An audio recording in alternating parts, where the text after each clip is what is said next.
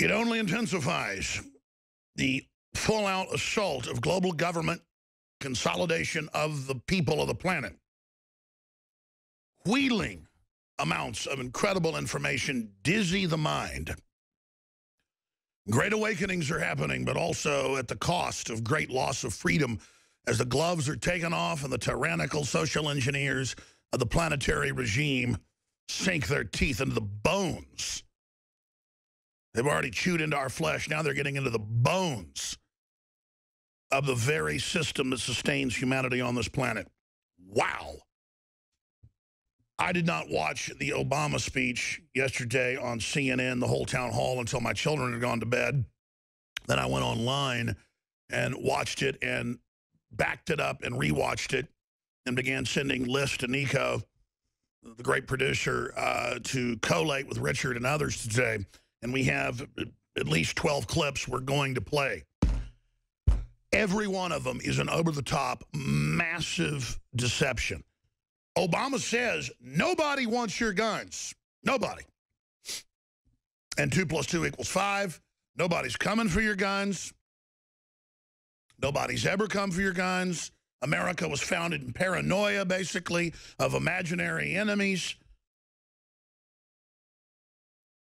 It was incredible.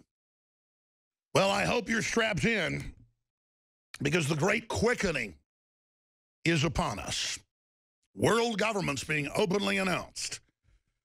Globalist proxy armies are funding right-wing Nazi organizations in Ukraine, hardcore Wahhabist psycho killers in the Middle East, and other systems worldwide to bring down sovereign nations. Here in the United States and Western Europe, the family and basic institutions are under assault. The free market is being overthrown for crony capitalism. Socialism and communism are being promoted to the grassroots to complete their journey to domestication and walrus-like helplessness. The battle is here. Stock markets around the world are plunging. You can see in live time, if you go to drudgereport.com, that it began plunging massively this morning. And then at about 11 o'clock Eastern, they began to pump it up with the admitted President's Committee on Open Markets, or the Plunge Protection Team, which they even denied was manipulating markets until a few years ago. They admit they began pumping the market up yesterday as well. It wasn't a, quote, glitch. Remember, last year they had those, quote, glitches. They now admit those were not glitches. Just to show how they lie to us out of hand. We're going to be breaking all of that down. Now, continuing, ladies and gentlemen, it goes on. The one good shining ray was Chris Kyle's widow, Taya Kyle, and I just can't help but love her. I mean, she's telling the truth. I mean, I'm sorry. It's just she's standing up for the Second Amendment. That's what it's all about. Why don't we celebrate lower murder rates? That's right, it's down 61%. I went with the Justice Department numbers that came out 2 years ago, and they said 51.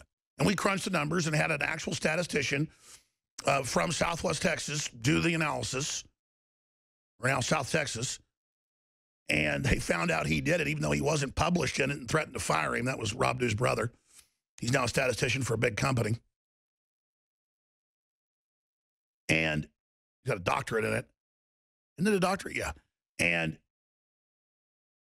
we found 51% drop in violent crime using guns since '92, confirming Justice Department numbers. But Lott, one of the top statisticians in the world, said no, it's 61.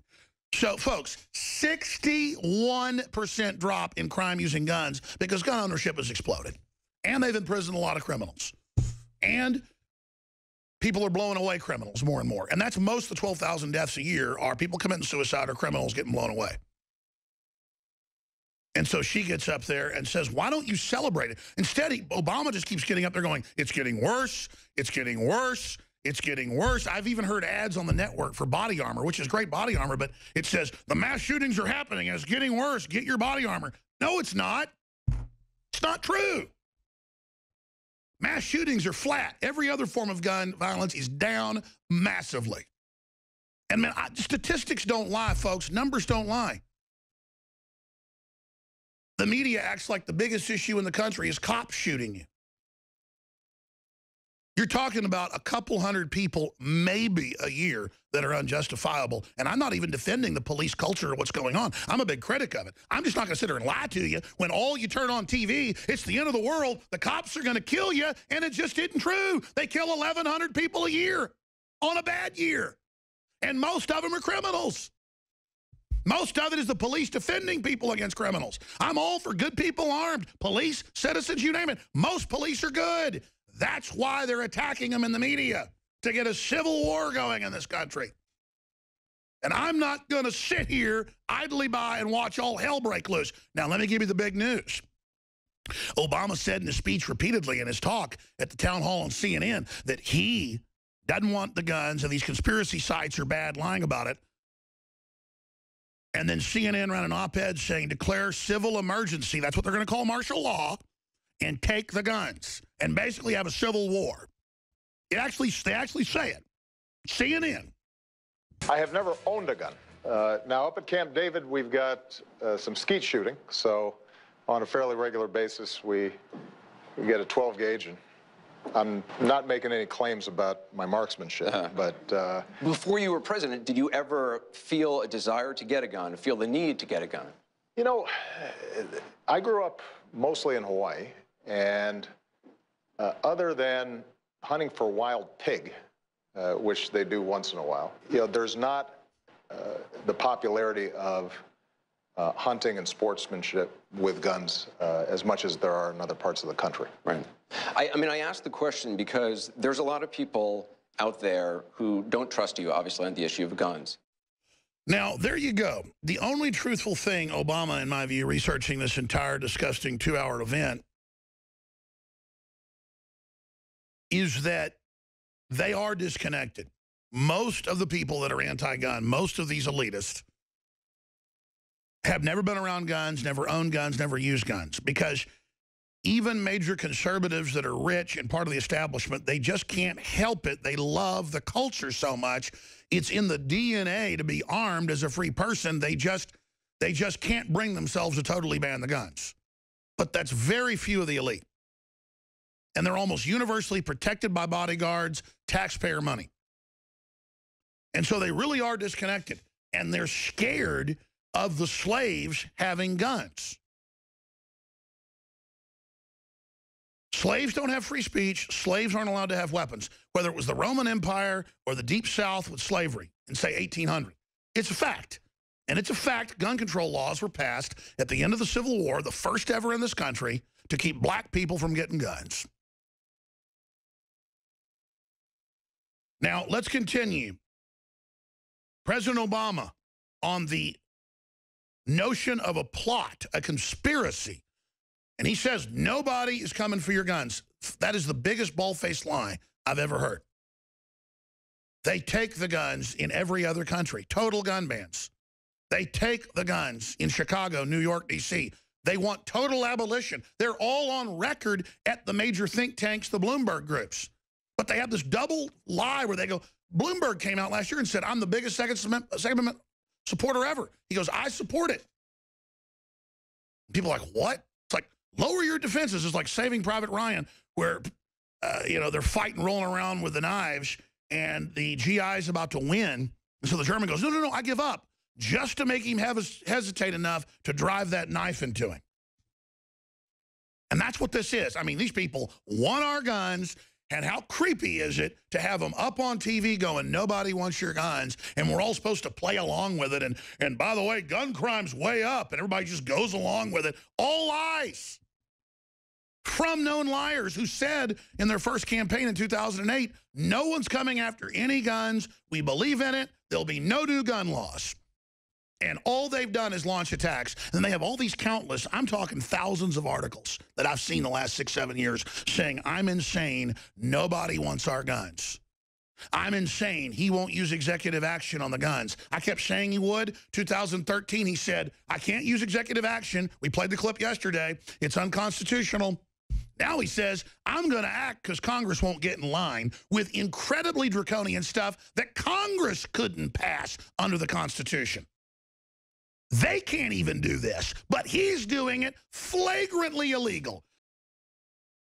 They've taken the guns in almost every country. And they always say, we just want to register and ban the semi-autos. Then they start banning more and more. Then they use the registration list to take the guns. And you got to jump through 100 hoops if you live on a farm to have a single-shot shotgun. That's what they do in France. That's what they do in Australia. Other areas, they've just totally banned them. Women with no criminal records are trying to go through all the hoops now to get shotguns that have even been raped, and the Germans won't let them have them. You got to be in a hunting club and keep your gun with the hunting master, the Jaeger master, the hunting master, and then go put your lederhosen on and go hunting. See, it's not about self-defense. It's about hunting. No, it's not. It's about self-defense. And I know there's so many clips here, but I just can't get over the lying point blank to our faces. And telling us that they're not coming for our guns. It's just like everything else they do. I've never seen such levels of lying. Let's go to President Obama on the plot, the conspiracy. I mean, they're sworn to get our guns. They're doing it illegally. They're saying they'll put you on an extrajudicial list with no evidence, no court, no trial, no faces, nobody to call, and your guns are just taken, or you can't buy guns. They're already implementing it in many areas around the country. They're setting up UN bases in every major city under Strong City Initiative to globalize them and to henpeck the police into submitting to them. I mean, we're being taken over. And he sits up there and says, nothing's happening. Nothing's going on. Let's go ahead and go to this clip. Here it is. Is it fair to call it a conspiracy? I mean, well, there's a lot of people really believe this deeply, that they just don't, they just don't trust you. I'm sorry, Cooper. Yes, it is fair to call it a conspiracy. What are you saying? Are you suggesting that the notion that we are creating a plot to take everybody's guns away so that we can impose martial law but there's certainly is a lot of a conspiracy? Yes, that is a conspiracy. I would hope that you would agree with that. Hit pause. Is that controversial? Now let's hit pause. Is it controversial that they're developing a plan? Now that is the most sophisticated doublespeak I've ever heard, because he's actually being honest, going, there is a conspiracy. See, a plot is just an illegal plan. So there is a plan. It is unconstitutional. It is illegal. It is dangerous. It is tyrannical by every historical measurement. So he sits there. Back it up again. This is one of the richest clips I've ever seen. And he said, listen to him carefully. He says, is there a conspiracy? Well, yeah. I mean, is there a plot? Is there to get the guns? And then he goes, oh, it's ridiculous after that. He's sitting there talking to a known CIA asset since college. He's CIA. Part of the rogue group that runs it. The breakaway globalist. The coup d'etat. The occupiers. They're not even collaborators because they were never Americans. I mean, Cooper is literally sitting on top what is estimated to be over $1 trillion in assets. You hear about Bill Gates, $100 billion, this guy $100 billion. That's just the public money. This guy is related to most of the major robber baron dynasties. Look it up. He's CIA, he's a blood-sucking blue blood, and he's up there to enslave this country. Just like the CIA finances dictators to take the weapons in every other country, that's what they're doing here. It's treason, except they're foreign enemies, so it's espionage. I got to stop calling Obama treasonous and traitorous. He's a globalist operative. He's a foreign officer. He's involved in espionage and sabotage. He is a saboteur, literally an enemy. I mean, look at crime maps. The areas where they ban the guns have the highest crime rates in the country and Chicago in the world. Chicago Tribune. The city run by you and your mafia scum. And I know I tear into them, folks, because this is like Hitler in America or Stalin. I mean, we are in trouble. I'm going to remind you that I have continued to warn you that they're going to call martial law a civil emergency.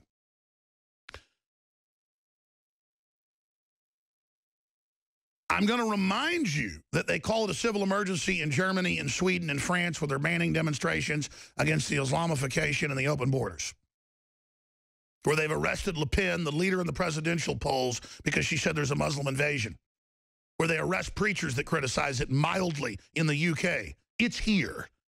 That's a civil emergency. They don't call FEMA camps, they call them emergency centers. They don't call it martial law, they call it state of national emergency. I have told you thousands of times they will start calling it that when they're getting ready to hammer. And so now we have seen scores of articles the last month saying, go ahead and kick Alex Jones off the air, he's dangerous. Go ahead and shut down free speech. Go ahead and just take the guns. Go ahead and start a civil war. They're using those terms.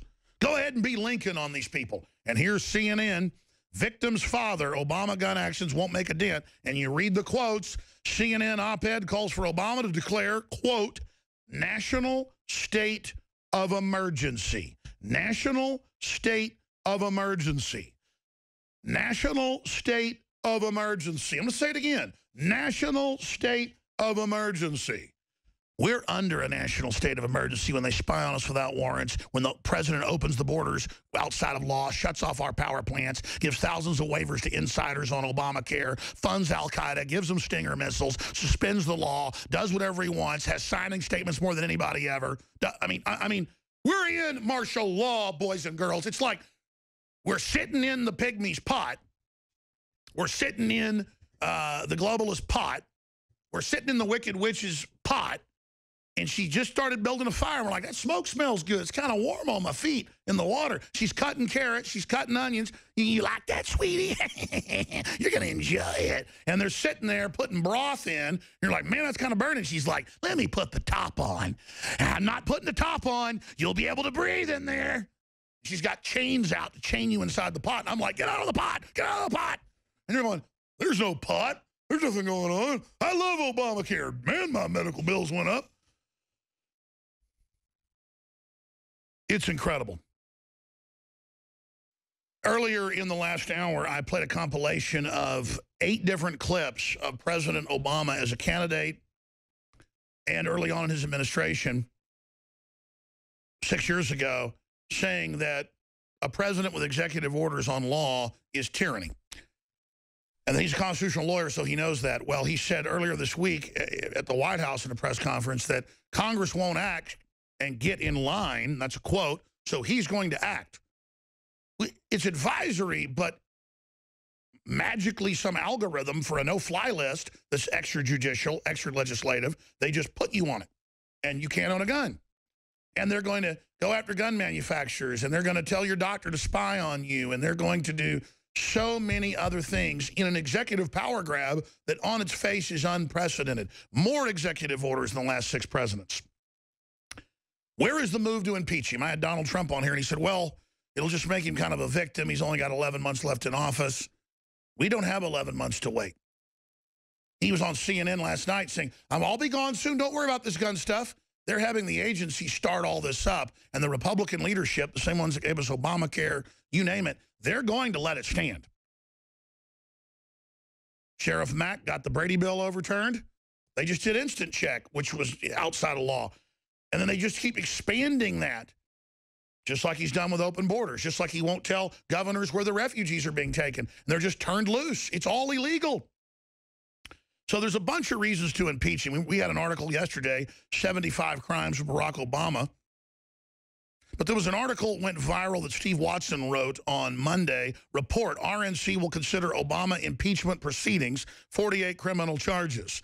And we have the North American Law Center on with us. I've called Congress. I've confirmed they are looking at this. They are circulating it. Other draft resolutions are circulating. Stephen Pidgeon is a political scientist, PhD, and a lawyer. And he is spearheading this operation at the North American Law Center.org. And we are here beating the drum. Now, he's been on national television as well, saying, look, we've got to go ahead and start this. It's our duty. We can't just say, well, strategically, we want to let the president, you know, barbecue children on the White House lawn. We start aiding and abetting those crimes. Okay, so that's my view. He is a political scientist and a lawyer, and he's been battling and challenging Obama's lawlessness. But remember, this will pass on to the Republicans as well. This is precedent setting. We have to push back, in my view, and at least have the hearings. Look how many of his agency heads have had to resign and are on the verge of criminal charges. Hillary is within millimeters of being indicted. That's mainstream news right now. Her emails, lying to Congress, it's all coming out. We either get on the offensive, folks, or they're going to take it as a big, fat green light to run us over. This is a critical decision right now, probably one of the most important in our country's history. And you know, I don't usually talk like that. I can hardly sleep at night. I usually sleep like the dead. Go to bed in like 30 seconds. I've quit drinking coffee in the afternoon because I'm having trouble going to sleep the last week because I can just feel the momentousness. I had a big guest on last hour, said the same thing. Everybody can feel it, not just see it. The evil is on the move, folks. The good news is good is on the move as well. It's just very important for folks to realize the iron is hot now. And we need you to spread the word. We need you to support us financially and pray for us and pray for this country and the world, because we are entering one of the most tumultuous times in human history, I believe. All the graphs, the demographic cliffs show it.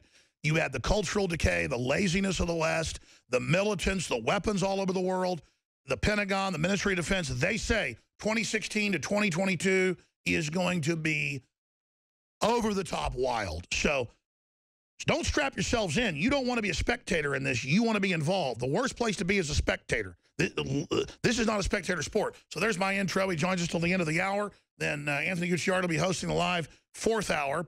And I really appreciate our routine guest who comes on every few weeks now, Harry Dent, author of The Demographic Cliff, a former top guy, of course, over there doing big corporate turnarounds. I like that, not just takeovers. For Bain Capital, harrydent.com, Harvard Business School graduate, and more. I'm not going to go over the rest of it. People know who he is. And he's also offering a deal still where you just pay the shipping and get his book free. That's how much he wants to get it out for you. It's like $4.95 or something.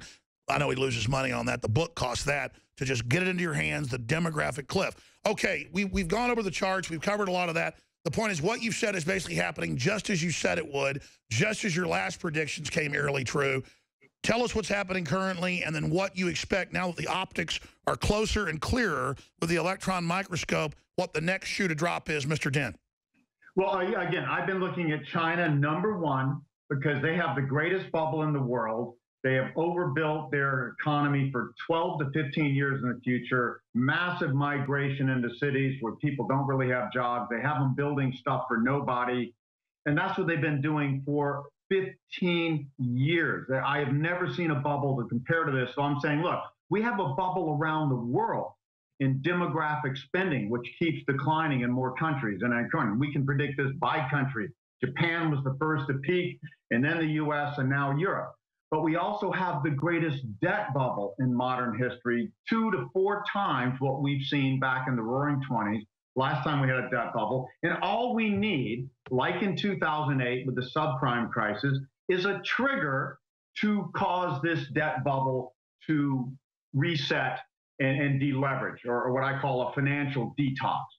2016 is going to go down, I think, is the worst year for the stock market. Not since 2008, not since 2001, since 1931, because this crash is going to happen rapidly, and it's starting in China, and that's what I've been looking for. I finally told people late last year, gosh, the thing I've been looking for in the last couple of years is for a major bubble to burst, not just oil, which was first, but the second one is China's bubble bursting, and they're not going to be able to stop. So you're saying we're facing another Great Depression generally, or the same numbers in the stock market? Yeah, actually, we're facing a bigger crash than 2008, which was about 55% in 17 months. I think we're going to see 70% in the next year, year and a half, and ultimately a little more than that down the road. We are going to see a Great Depression. We started to see the Great Depression, which I forecast back in 2007 and 8. We started to see that. So you're saying the new Great Depression is basically months away? Yes. I think it's going to happen between this year, 2016 and 2022. And they're getting ready to take the guns on top of it. I tell you, this is a recipe for just explosions. Please continue. Yeah. I mean, and again, people don't realize, nobody's seen this happen in their lifetime. The last time we had a bubble burst in debt and financial assets, stocks, commodities, real estate, everything, was in the early 30s, and the stock market went down 89% in 2.5 years. Real estate went down 26%, 61% in New York, never came back for decades. Stocks didn't come back for 25 years. Think of all those people who told you there was no planetary corporate takeover plan. No FEMA camps. No forced inoculations. No smart cars that tax you by the mile. No government plan to take over your families and claim your children belong to the state. But the government wasn't involved with Al-Qaeda or ISIS. Now it's all admitted. Can you hear me is the question. Can you hear me? Don't believe in the church or the state. Believe in me, I'm with the high command. Just inside the doorway. And getting my guns ready. Always got them ready, but I've been getting them extra ready. Right here, all day, on the table.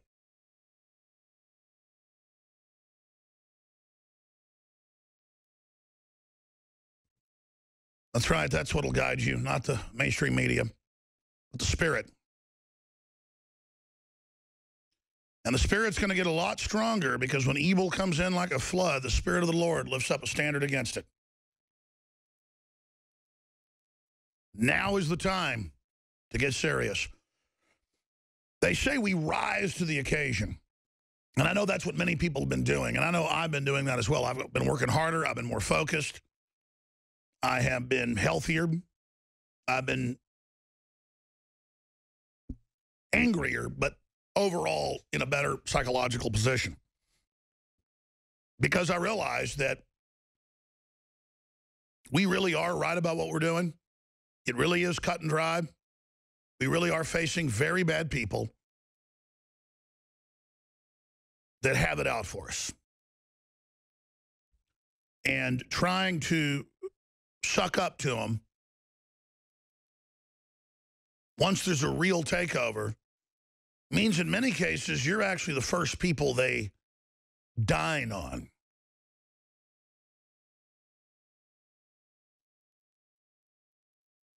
But a lot of these elites are cowards. And so they crouch down and lick the greater hands that feed them. And just to quote Patrick Henry, I say, look, may your chains set lightly upon you. You know, to an engineered, conditioned, brainwashed minion of the system, an Obama supporter, a radio TV host with a .357 Magnum in his hand. And I have this because it's very accurate. When you actually got adrenaline going, you're not going to have mistakes. You're not going to have misfires. You're not going to have problems statistically.